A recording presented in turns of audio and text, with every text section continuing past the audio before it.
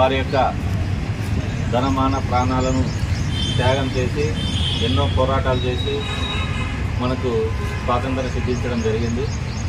So ఎంతోమంది అంటే British వారు దాదాపు వ్యాపార నిమిత్తం మన దేశానికి వచ్చి మన అప్పటి రాజులు కావచ్చు, నాయకులు కావచ్చు, ఐకమత్య లోపం వల్ల మన దేశాన్ని వ్యాపార నిమిత్తం వచ్చి ఆక్రమించుకొని మనల్ని పాలించే స్థితికి రావడం జరిగింది.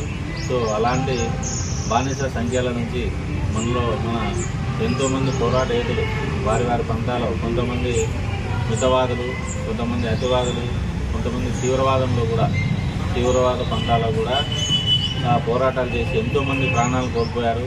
కొంతమంది వాళ్ళ ఆస్తిపాస్తులన్నీ కూడా స్వాతంత్రం కోసమే కోల్పోవడం జరిగింది. సో అలాగే గాంధీవాదం, చివరిగా మహాత్మా గాంధీ నేతృత్వంలో గాంధీవాదంలో సత్యం అహింస మార్గంలో మనకు స్వాతంత్రం తెచ్చుకోవడం జరిగింది. ఎంతోమంది స్వాతంత్ర సమరయోధులు మహాత్మా గాంధీతో పాటు జవహర్లాల్ నెహ్రూ, తర్వాత వల్లభాయ్ పటేల్, డాక్టర్ బిఆర్ అంబేద్కర్ అయితేనేమి, అలాగే లాలా లజపత్ రాయ్, సర్దార్ వల్లభాయ్ పటేల్, ఇలా ఎంతోమంది మనం చెప్పుకుంటే ఎంతోమంది పోరాటాలు చేసి మరి ప్రాణాలు సైతం లెక్క చేయకుండా ఈ పోరాటం ఫలితమే మనం ఈరోజు స్వాతంత్రాన్ని అనుభవిస్తున్నాము.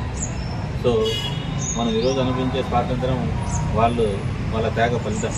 సో కాబట్టి వారి స్ఫూర్తితో మనందరం పనిచేసి ఈ స్వాతంత్రాన్ని భావితరాలకు అలా అప్పగించాలని, సో మనందరం వారి స్ఫూర్తితో స్వాతంత్ర సమర స్ఫూర్తితో పనిచేసి మన డిపార్ట్మెంట్కి కూడా మంచి పేరు తీసుకురావాలని అందరినీ కోరుకుంటూ మరొకసారి అందరికీ స్వాతంత్ర దినోత్సవ శుభాకాంక్షలు తెలియజేస్తున్నాను.